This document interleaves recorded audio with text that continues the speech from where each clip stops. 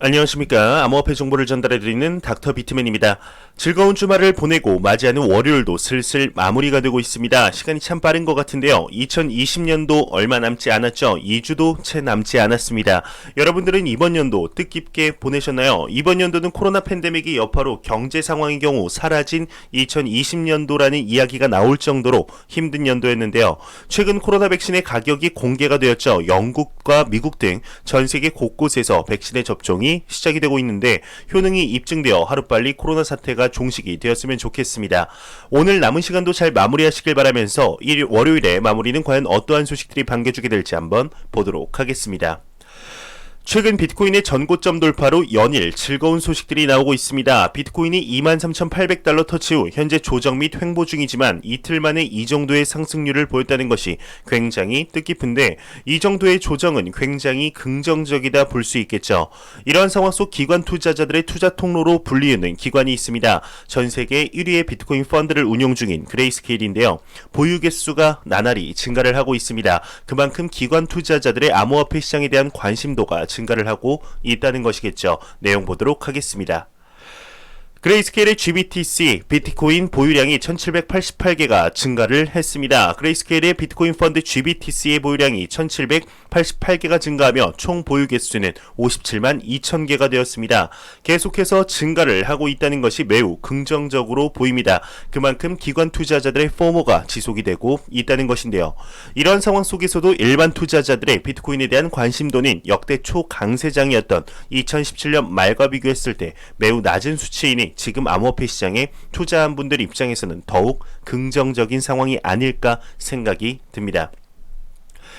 이러한 상황 속 암호화폐 애널리스트들의 언급들은 계속해서 나오고 있습니다. 낙관적인 언급들이 지속이 되고 있는 가운데 얼마 전 2021년 연말 비트코인의 가격이 10만 달러, 한화 약 1억 원에 도달할 것이다 언급을 했던 애널리스트가 있습니다. 바로 윌리 우인데요. 이번에 추가적으로 비트코인에 대한 낙관적 언급을 했습니다. 내용 보도록 하겠습니다. 암호화폐 애널리스트 윌리우의 경우는 BTC 완전한 디지털 신흥자산이다 언급을 했습니다. 암호화폐 애널리스트 윌리우의 경우는 자신의 트위터를 통해서 비트코인은 완전한 디지털 신흥자산으로 자본시장을 잠식해 나가고 있다 언급을 했다고 하는데요. 이와 관련해 그는 BTC 발명 직후 처음 책정된 시장 가격 기준 1달러 상당의 BTC는 오늘날 2980만 달러의 가치를 가지고 있다. 비트코인은 인터넷 고유의 희소성을 담은 최초의 발명품이며 사토시 나카모토 이를 발명하기 전 인터넷 고유 희소성 문제는 누구도 해결할 수 없는 문제로 남아있었다 언급을 했다고 합니다. 현재 암호화폐 시장의 얼굴마담인 비트코인의 경우는 화폐의 역할로 나왔지만 화폐로서의 역할보다 새로운 디지털 금이라는 새로운 자산으로서 인식이 되고 있는 상황이죠. 현재 비트코인을 시작으로 디지털 자산에 대한 제도 또한 잡히려고 하는 만큼 앞으로의 암호화폐 시장의 성장 잠재력이 더욱 기대가 되는 것 같습니다.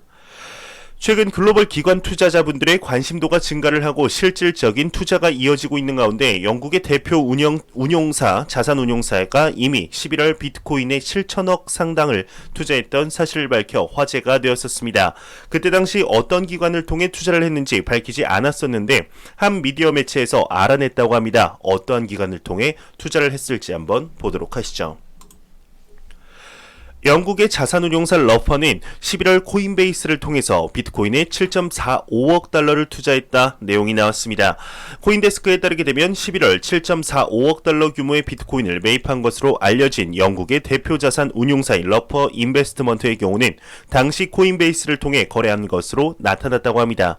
최근 러퍼는 포트폴리오를 공개하면서 당시 거래 관련 구체적인 거래소 명을 밝히지 않은 채 전 세계의 가장 큰 디지털 자산 관리인이라고 언급을 했는데요. 이와 관련해 코인데스크의 경우는 해당 거래소가 코인베이스인 것을 확인했다 언급을 했다고 하네요.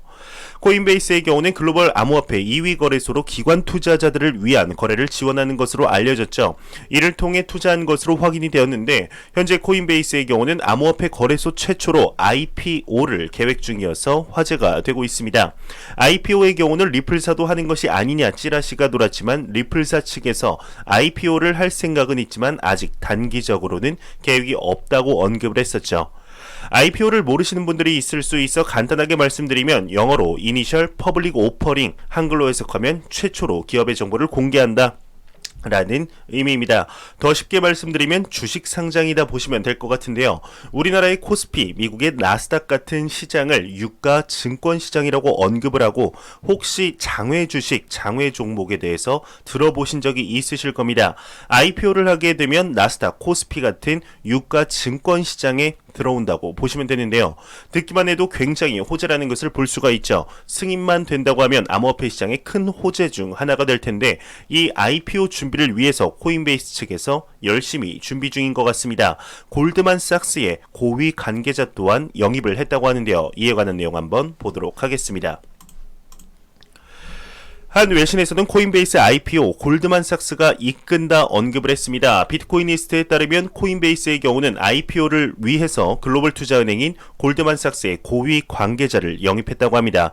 이와 관련하여 코인베이스는 골드만삭스가 지난 5월 보고를 통해 비트코인 및 암호화폐가 자산 등급이 아닌 이유를 설명하는 등 비트코인에 대해서 낙관적이지 않은 논평을 내놓았음에도 불구하고 해당 투자은행을 선택했다 평가를 했다고 하는데요. 지난 17일 코인베이스는 IPO 관련 미국 증권거래위원회인 SEC에 S-1 양식 등록 초안을 제출했다고 밝혔다고 하네요. 현재 코인베이스의 기업 가치는 약 80억 달러로 평가가 되고 있다고 하는데요. 현재 코인베이스 측에서 세밀하게 준비를 해왔고 실행하고 있다는 것을 알 수 있는 큰 그림이지 않을까 싶습니다. 코인베이스의 IPO가 승인이 된다면 암호화폐 시장이 음지에서 양지로 더욱 올라갈 수 있는 발판이 되지 않을까 싶은데요. 현재 코인베이스의 IPO 소식이 암호화폐 시장에서 굉장히 화제가 되고 있는 것 같습니다. 한 암호화폐 산업의 CEO의 경우는 코인베이스의 IPO는 암호화폐 업계의 중요한 이정표가 될 것이라고 언급을 했는데 이에 관한 내용 한번 보도록 하겠습니다. 젠고의 CEO는 코인베이스 IPO 암호화폐 업계의 중요한 이정표다 언급을 했습니다. 암호화폐 전문 미디어 디크립트에 따르면 최근 비트코인 원래 서비스사 젠고의 최고 경영자인 오리엘 오하이온의 경우는 미국 암호화폐 거래소 코인베이스의 기업 공개인 IPO는 암호화폐 업계의 중요한 이정표가 될 것이다 언급을 했다고 합니다.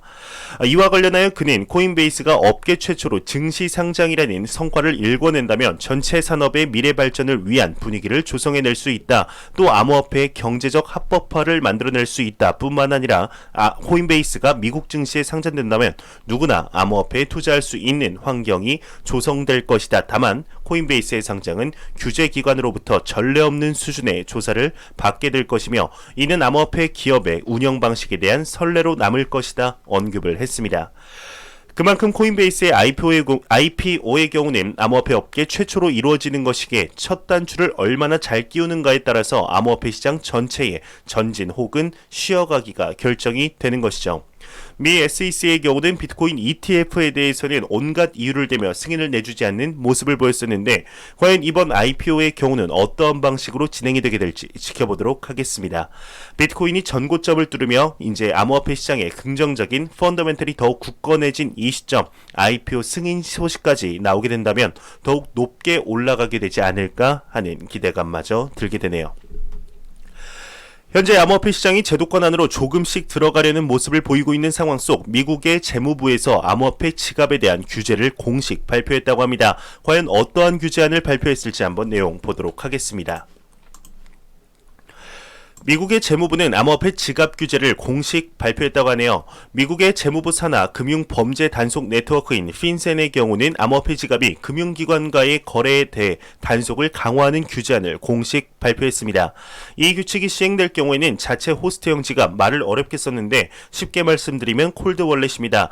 콜드월렛에 대한 자금 세탁 방지 규칙이 강화된다고 하는데요. 3,000달러가 넘는 인출의 KYC가 강화되며 암호화폐 자산 서비스 제공자, 즉 암호화폐 거래소라고 보시면 이해하기 쉬우실 텐데 인출 고객의 송금처의 신상 정보를 확인해야 하며 1만 달러가 넘어갈 경우 이제 고객의 정보를 핀센에 보고해야 된다고 합니다. 이렇게 강화하는 이유를 보게 되면 테러 자금 조달 문제가 가장 크지 않을까 생각이 드는데 이 법안에 대해서도 의견들이 갈리고 있는 상황인 것 같습니다. 이 제안이 미국의 경쟁력을 손상시켜 중국이 계속 우위성을 계속 가져오게 된다 언급하고 있는데요. 과연 앞으로 암호화폐 시장이 어떠한 방식으로 진행을 하게 될지 현재 이러한 문제들이 강화가 된다 해도 시간이 지나면서 점점 다듬어질 것으로 예상이 됩니다. 이번 방안이 암호화폐 시장에 큰 프레임워크를 만들 만드는 정도이지 않을까 싶은데요.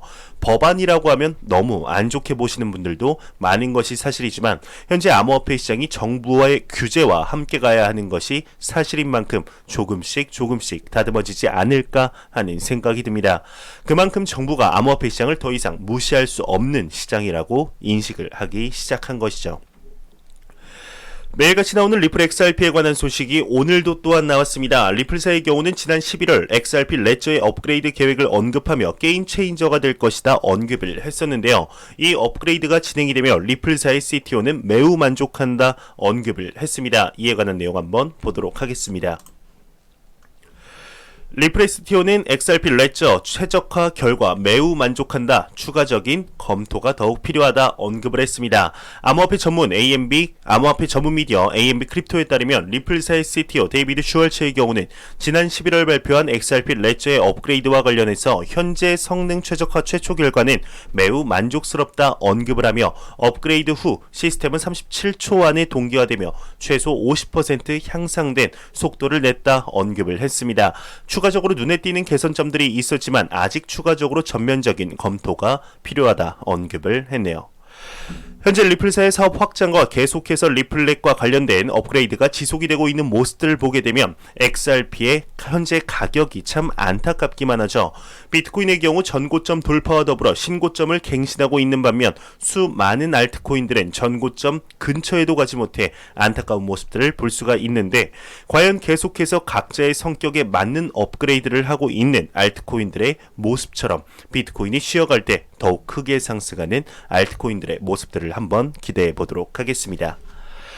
안 보고 가면 섭섭하겠죠. 마지막 크립토 공포 탐욕 지수입니다. 전날 95포인트 대비 2포인트 내린 93포인트를 기록했습니다. 그래도 계속해서 극단적인 탐욕 단계가 지속이 되고 있는데 현재 11월 초부터 시작해서 12월이 끝나가고 있는 말인 시점에서도 극단적인 탐욕 단계는 지속이 되고 있습니다. 수많은 암호화폐 애널리스트들의 언급처럼 이러한 긍정적인 펀더멘털이 2021년까지 이어져서 2021년 말 연말 신고점을 갱신할 수 있는 상황이 되었으면 좋겠네요.